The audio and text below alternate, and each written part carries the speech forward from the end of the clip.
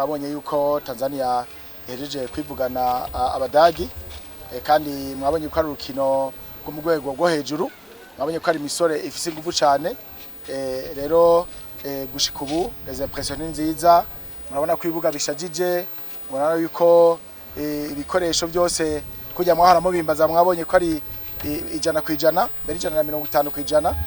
Ni kuri ibintu byose bikoragenda neza. Hama turizigiye yuko n'inkino zizobana ejo mu gitondo, tuzotangura saa 3 y'igitondo, kuko ejo nkuko mwabibonye iyi match muheze kuraba ni eliminatoire, ni kuvuga n'abantu bari biyandikishije mugabo badafise amanota akwiye kuja mu byo bita main draw. Uburerejo azokina ama equipe karohariwe gusa gusuma nizi mwabonye, ni kuvuga rero niho match azotangura ejo isaha 3.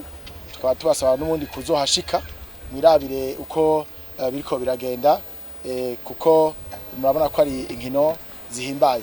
Ikindi ciza nuko aba bashitsi bacu baje bavuye mu bihugu bitandukanye baryohewe cyane no kubona kuntu muyaga ngaho meze, mucanga umeze. Murabona ko n'amantrema bayagira bakwiye impuzu zose, ni kimenyamenya cyuko ibintu bimeze neza.